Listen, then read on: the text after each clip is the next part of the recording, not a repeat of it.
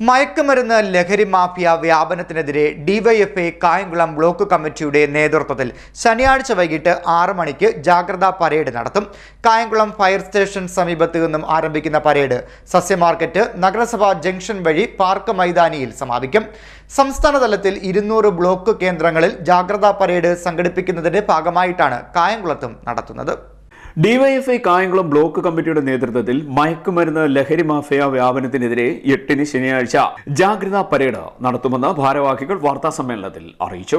മയക്കുമരുന്ന് സിന്തറ്റിക് ലഹരി വസ്തുക്കളുടെ വ്യാപനത്തിന്റെ ഭാഗമായി നാട്ടിലാകെ ഭീതി ഉണ്ടാക്കുന്ന സംഭവങ്ങളാണ് തുടർച്ചയായി ഉണ്ടാവുന്നത്. കിലോ കണക്കിന് മയക്കുമരുന്നുകളാണ് ഓരോ ദിവസവും പിടിക്കപ്പെടുന്നത്. ലഹരിക്ക് അടിമപ്പെട്ട് സ്വന്തം രക്ഷിതാക്കളെ അടക്കം കൊലപ്പെടുത്തുന്ന രീതികളും, ഹാപ്പി ന്യൂ ഇയർ പറയാത്തതിനെ ചൊല്ലി സുഹൃത്തിനെ കുത്തിക്കൊലപ്പെടുത്തുന്ന സംഭവങ്ങളും സമീപകാലത്തെ വാർത്തകളാണ്. ഈ സാഹചര്യത്തിൽ ഡിവൈഎഫ്ഐയുടെ സംസ്ഥാന ഘടകത്തിൻ്റെ ആഹ്വാനപ്രകാരം എല്ലാ ബ്ലോക്ക് കേന്ദ്രങ്ങളിലും ജാഗ്രതാ പരേഡ് സംഘടിപ്പിക്കുകയാണ്.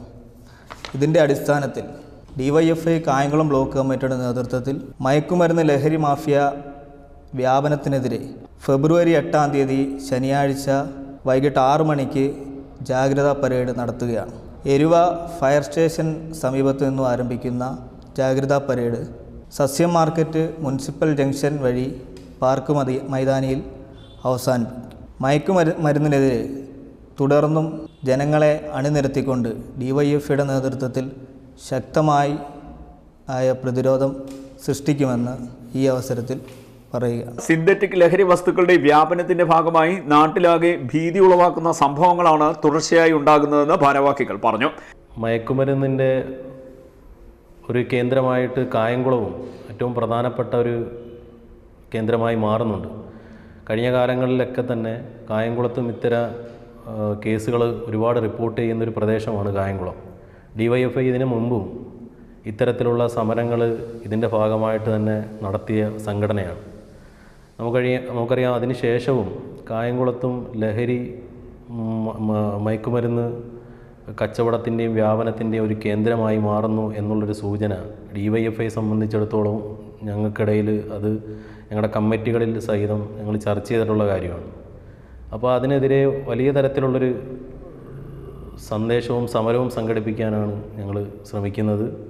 അതിൻ്റെ ഭാഗമായിട്ട് ഈ വരുന്ന 8-ാം തീയതിയാണ് അതിൻ്റെ ഒരു ആദ്യഘട്ടമെന്നുള്ളൊരു പ്രതിഷേധ പരിപാടി ഡിവൈഎഫ്ഐ സംഘടിപ്പിക്കുന്നത്. അതിനുശേഷം അത്തരത്തിലുള്ള വലിയ തരത്തിലുള്ള ക്യാമ്പയിനുകൾ ഡിവൈഎഫ്ഐ ഉയർത്തിക്കൊണ്ടുവരും. കായംകുളത്തെ പൊതുജനങ്ങളുടെ കൂടെ അണിനിരത്തിക്കൊണ്ടായിരിക്കും അത്തരത്തിലുള്ള സമരം ഡിവൈഎഫ്ഐ സംഘടിപ്പിക്കാൻ ഉദ്ദേശിക്കുന്നത്. അതിന് എല്ലാവരുടെയും പരിപൂർണമായിട്ടുള്ള പിന്തുണ ഡിവൈഎഫ്ഐ കായംകുളം ബ്ലോക്ക് കമ്മിറ്റി അഭ്യർത്ഥിക്കുകയാണ്. കിലോ കണക്കിന് മയക്കുമരുന്ന് ഓരോ ദിവസവും പിടിക്കുന്നതും, ലഹരിക്ക് അടിമപ്പെട്ട് സ്വന്തം രക്ഷിതാക്കളെ കൊലപ്പെടുത്തുന്നതും, ഹാപ്പി ന്യൂ ഇയർ പറഞ്ഞില്ലെന്ന കാരണത്താൽ സുഹൃത്തിനെ കുത്തിക്കൊന്നതും സമീപ ദിവസങ്ങളിൽ കേട്ട ദുരന്ത വാർത്തകളാണ്.